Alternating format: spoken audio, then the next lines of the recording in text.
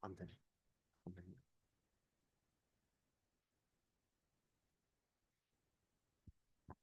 어, 네, 안녕하세요. 세미나를 시작하겠습니다. 그, 제가 맨 처음에 이 세미나를 준비했던 이유는 이 디퍼런셜 폼이라는 게 적분에 나오는 dx나 dy 같은 것을 말하는 것인데 이것이 무엇인지 궁금했던 분들 많으리라 생각을 합니다. 특히 1학년 학우분들은 미적분학을 배우면서 이것에 대한 궁금증을 한 번씩은 가져봤을 거라 생각했고 이것의 정체가 무엇인지 네, 나누기 위해서 이 세미나를 준비했는데,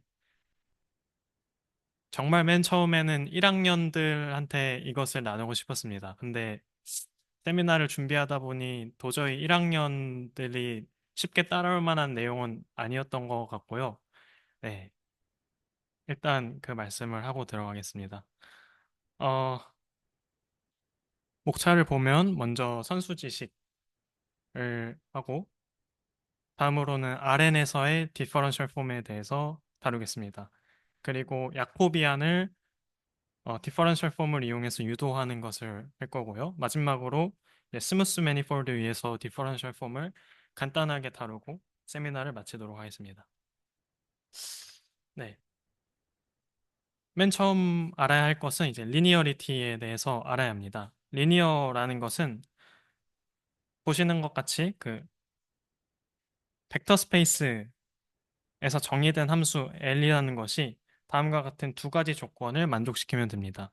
첫 번째 조건은 상수배를 곱해서 함수에 넣었을 때 결과값이 상수배가 된다는 이야기고, 두 번째 조건은 두 벡터를 더해서 함수에 넣었을 때 함수값을 더한 값이 된다라는 것이죠. 네.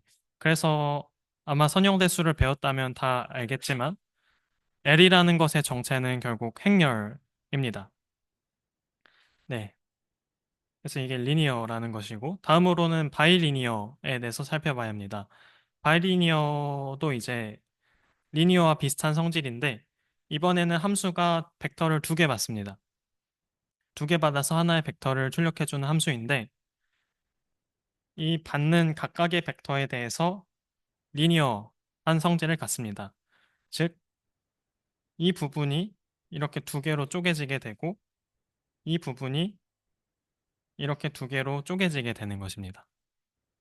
바이리니어한 함수의 예로는 그 이너 프로덕트를 들 수 있겠습니다. 우리가 보통의 이너 프로덕트를 생각하면 이것은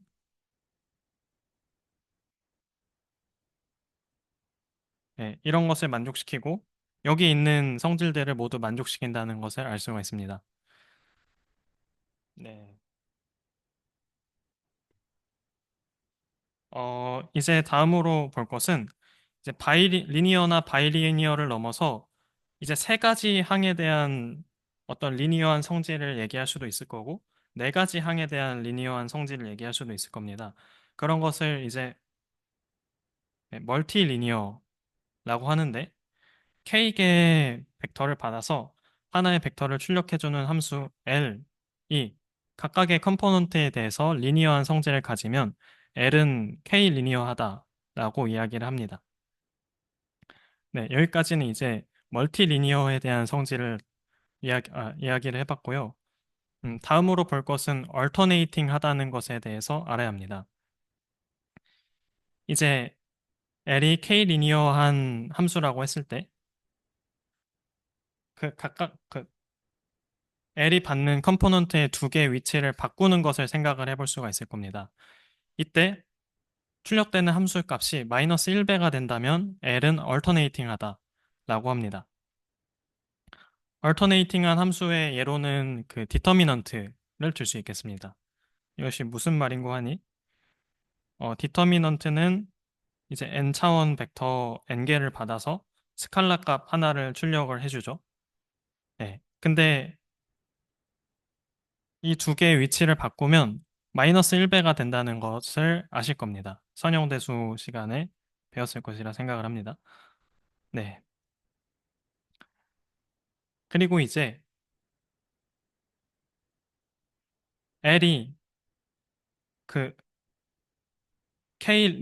네,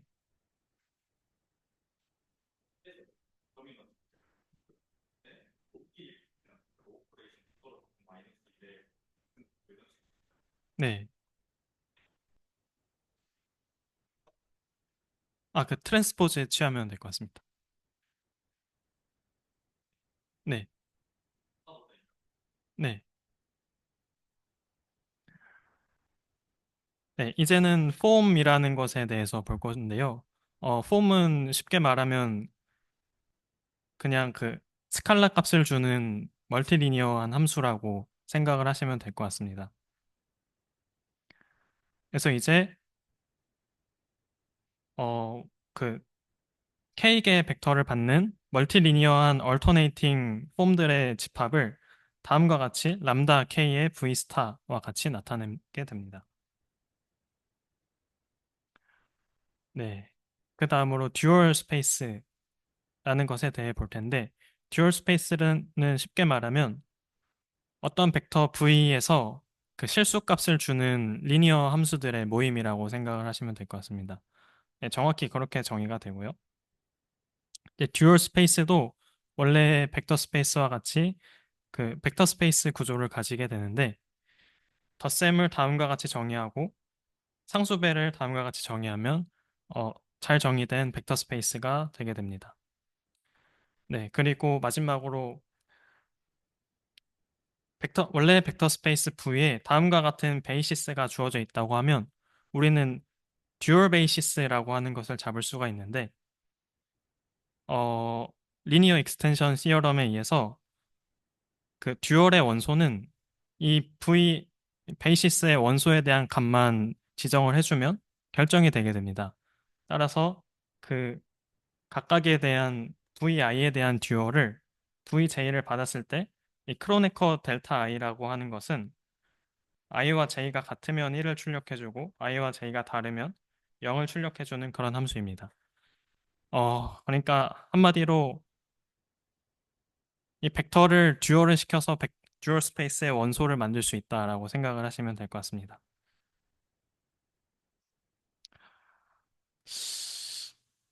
갈수록 산이네요.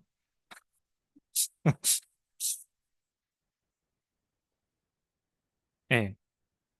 다음으로 이제 웨지 프로덕트라는 것에 대해서 알 필요가 있는데 웨지 프로덕트는 뒤에서도 할 것이지만 이렇게 일반적으로 정의를 할 수가 있습니다.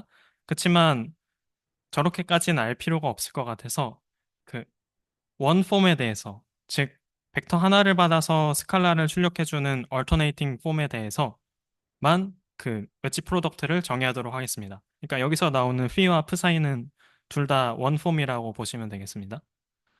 웨지 프로덕트의 직관을 말씀드리면 우리가 다항식을 곱할 때 n차 다항식과 m차 다항식을 곱하면 n 플러스 m차 다항식이 나오게 되죠.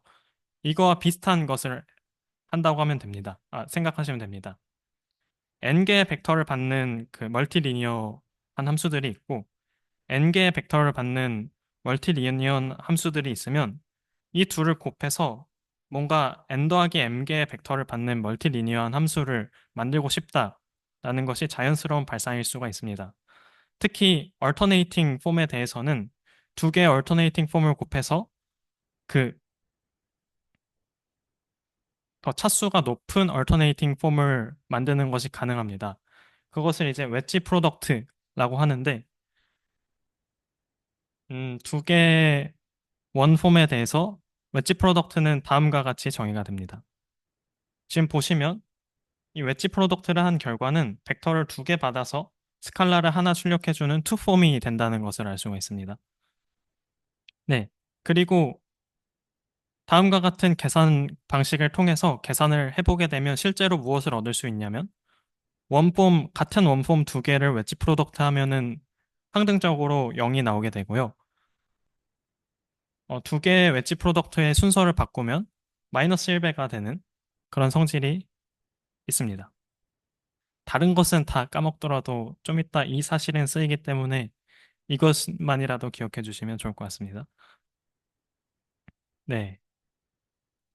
그리고 이 부분은 일반적인 n 차원, n폼과 n폼을 곱해서 n 플러스 n폼을 만드는 웨지 프로덕트가 있다라고만 설명하고 넘어가도록 하겠습니다. 네, 이제 선수 지식의 마지막 부분인데 탄젠트 스페이스라는 것을 알 필요가 있습니다. 특히 저는 지금 여기서는 RN이라고 부르는 좋은 공간에서의 탄젠트 스페이스만을 살펴보도록 하겠습니다. 탄젠트 스페이스라고 하면 우리가 직관을 가지기로는 다음과 같은 커브가 있을 때 이렇게 접하는 그런 공간을 말하는 것이죠. 정확히 맞습니다, 이것이. RN이 다음과 같이 있다고 했을 때 P에서의 탄젠트 스페이스라는 것은 이곳에 접하는 이런 평면을 생각하시면 되겠습니다. 그러니까 이 상황에서는 결국 R2랑 같아 보이죠? 네. 네, 그래서 이런 벡터들의 모임이라고 생각을 하시면 되는데 TPM이라는 것은 P에서의 탄젠트 아이고 죄송합니다. 여기 잘못 썼네요. TPRN입니다. PPRN이라는 것은 P에서의 탄젠트 스페이스고 음, 시점이 P이고 그 Q의 벡터 값을 갖는 벡터라고 생각을 하시면 되겠습니다. 그래서 TPM에도 잘 정의된 벡터 스페이스 구조를 줄 수가 있습니다. 두 개의 벡터를 더했을 때 시점은 같고 그 벡터 값을 더한 값을 갖는 벡터를 만드는 것을 더하기로 정의를 해주면 되고 상수배도 마찬가지로 이런 방식으로 정의를 해주면 되겠습니다. 네, 그리고 이제 여기서 또 비자명한 사실이 하나가 나오는데요. 우리는 탄젠트 스페이스의 원소를 미분과 같다고 생각을 할 수 있습니다. 어, 무슨 말인고 하니 우리가 어떤 점에서 벡터 하나가 주어져 있으면 이 방향을 따라서 미분을 하는 것을 생각을 할 수가 있죠. 네, 우리가 미적분학에서 배우기로는 이것을 디렉셔널 데리버티브라고 배웠던 것 같습니다. 음, 그런 방식으로 P에서의 탄젠트 벡터가 하나 주어지면 이 방향으로 미분을 하는 것과 같다고 볼 수 있습니다. 네, 그래서 네, 결국 탄젠트 스페이스는 그 미분들의 모임이다라고 여길 수 있다라고만 하고 넘어가도록 하겠습니다. 네, 이제 선수 지식 부분은 끝났고요. 정말로 힘겨운 시간이었습니다. 네, 이제 그 디퍼런셜 폼의 직관에 대해서 알아보도록 하겠습니다. 먼저 우리가 볼 것은 커브를 따라서 움직이는 입자가 받는 일에 대해서 생각을 해볼 건데요. 어, 여기 주어진 커브 C를 따라서 입자가 움직이면서 힘을 받는다고 생각을 합시다. 그러면 이 힘을 받으면서 받는 일을 우리는 다음과 같은 적분을 통해서 구하게 됩니다. 네, 여기서 이제 dW라는 것이 디퍼런셜 폼에 해당을 하게 되고요. 네, 그래서 우리가 dW라고 하면은 가지고 있는 직관은 어떤 점에서 그 미소 1을 직관으로 가지고 있습니다. 네. 그런데 이 미소 1은 이 dW라는 것을 어디서 보느냐에 따라 다르게 되겠죠. 예를 들어서 이 점에서의 dW와 이 점에서의 dW가 같다고 할 수는 없을 겁니다. 네, 그래서 우리는 dW를 어떤 한 점에서 고정시켜서 보도록 하겠습니다.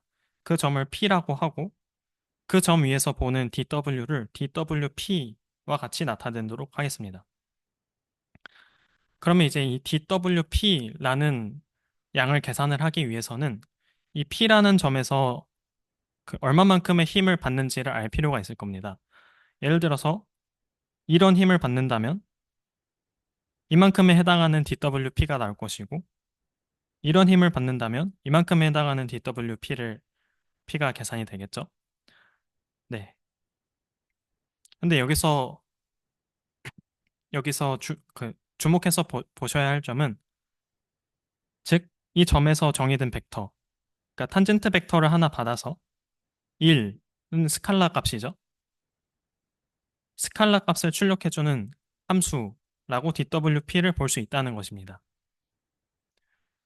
그리고 여기서 더 봐야 할 것은 DWP가 선형성을 가지고 있다는 것인데, 예를 들어서 이 P라는 점에서 받는 힘이 C배가 된다면 그 점에서 받는 미소일도 C배가 될 것이고, 이 P라는 점에서 이런 두 힘의 합력을 받게 된다면 DWP라는 양도 각각의 힘에 의해 받는 일의 합이 될 것입니다. 그러니까 정확히 리니어리티와 동치이죠. 같은 말이죠. 정의죠. 네, 그래서 정리를 하자면 DWP라는 것은 탄젠트 벡터 하나를 스칼라 값에 대응시켜주는 함수이고 리니어합니다. 즉,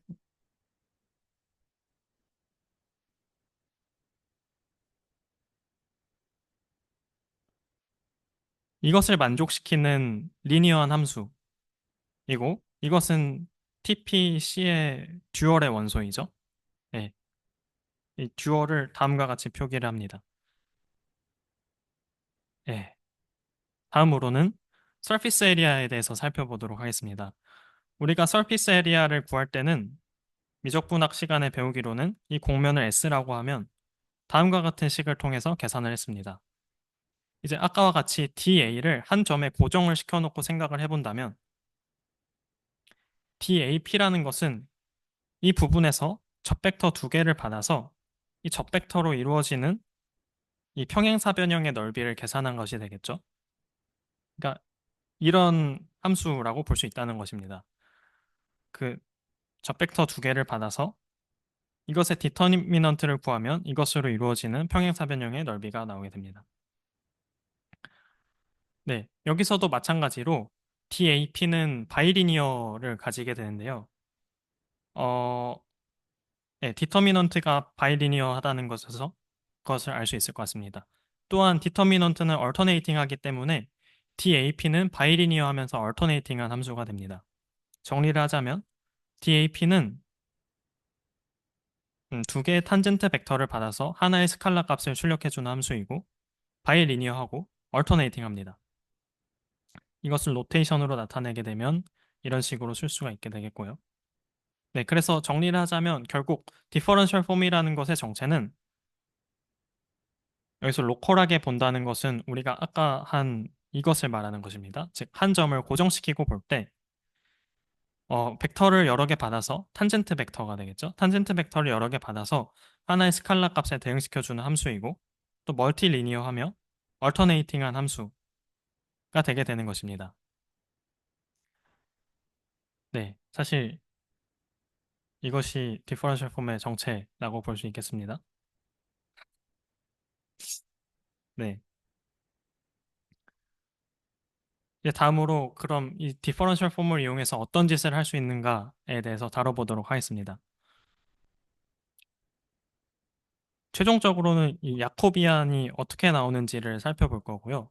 그것을 위해서는 먼저 체인 룰에 대해서 이해를 할 필요가 있습니다. 아까 말씀드렸던 것과 같이 P에서의 탄젠트 스페이스는 이런 미분들의 모임으로 볼 수가 있었습니다. 그러니까 지금 여기서 이것은 벡터입니다. 네. 그러면 TPM의 그 베이시스를 생각을 할 수가 있겠죠. 그 베이시스를 우리는 그 x1부터 x2까지 해서 xn까지 잡도록 하겠습니다. 즉, 이 것들은 지금 TPM의 베이시스를 이룬다고 생각을 하시면 되겠습니다. 그러면 TPM의 어떤 원소를 가져오더라도 이것들을 리니어 컨비네이션으로 쓸 수 있다는 것을 우리는 알고 있습니다. 그래서 TPM의 임의의 원소, 그 파샬 U분의 파샬 V분의 파샬을 가져오면 이것은 적당한 상수 C1부터 Cn에 대해서 다음과 같은 리니어 컨비네이션 꼴로 쓸 수가 있겠죠. 네, 그럼 이제 여기서 C1과 Cn을 구하는 것이 문제일 텐데, 이것은 양변에 그 XI를 대입해 보면 됩니다. 그러면 좌변은 이렇게 될 것이고, 우변은, 어,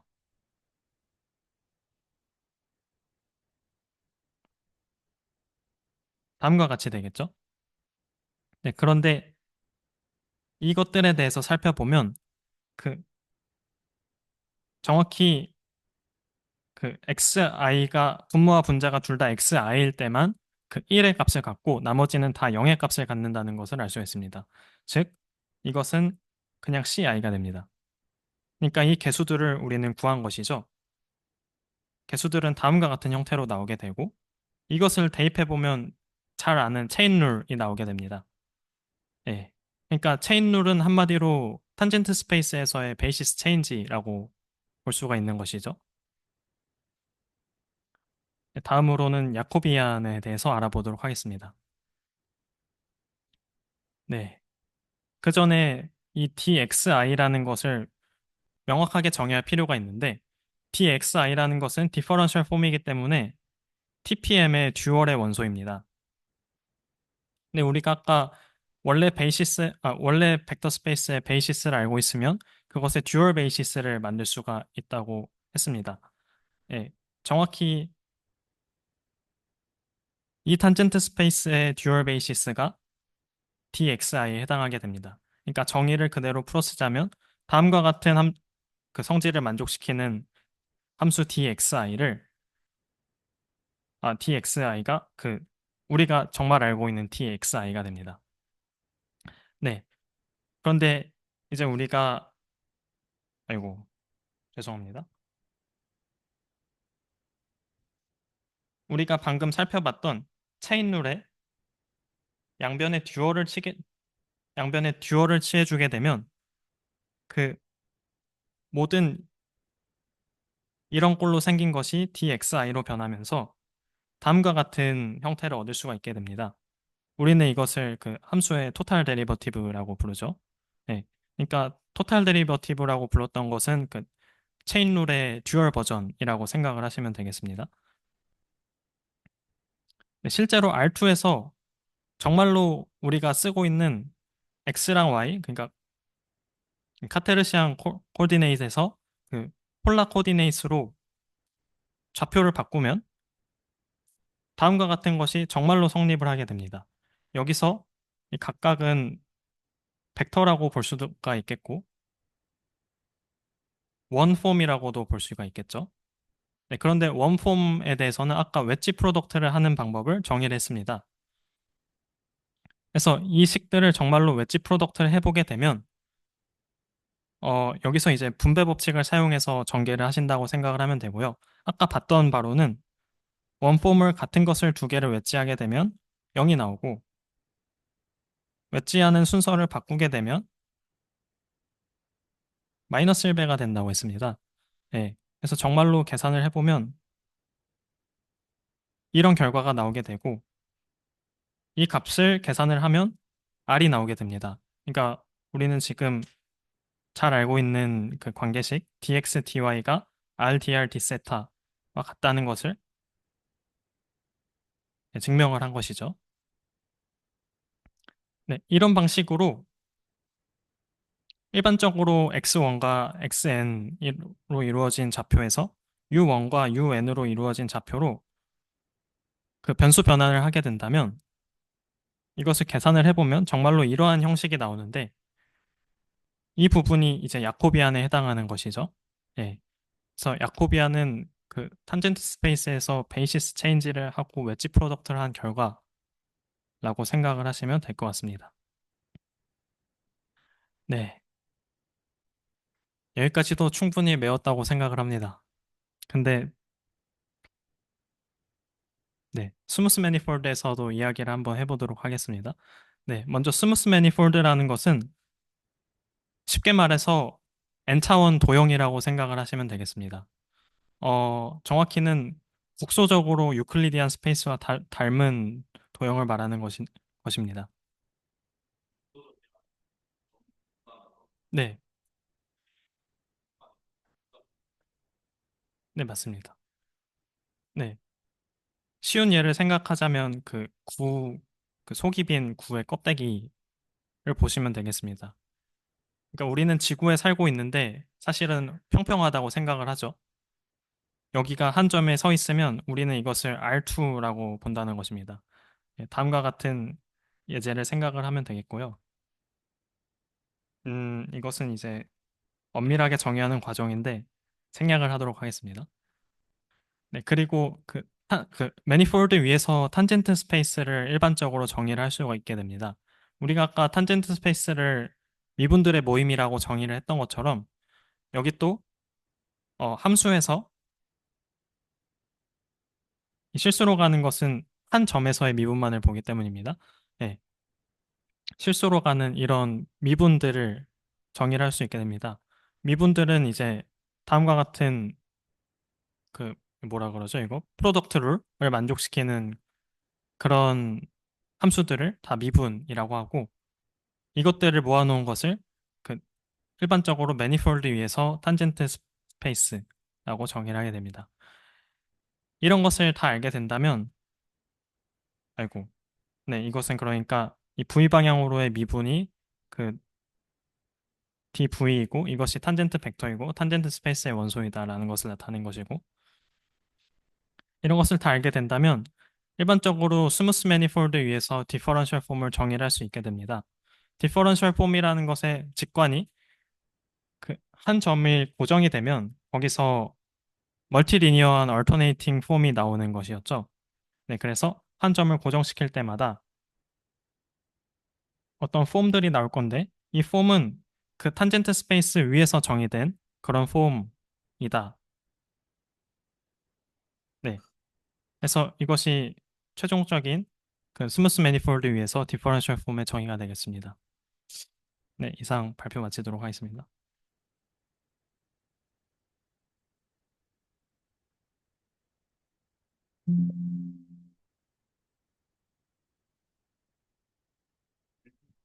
네.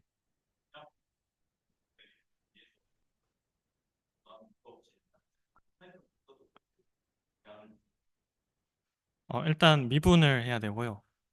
어, 그래서 일반적으로 아마 C 인피니티까지는 갈 필요가 없이 미분을 몇 번 해줄 수 있다 하면은 그거에 해당하는 디퍼런셜 폼은 정의가 될 것으로 생각을 합니다.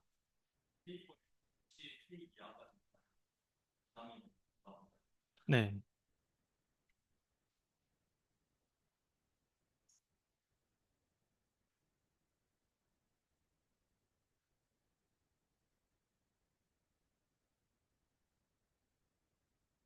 혹시 더 질문은 없으신 건가요?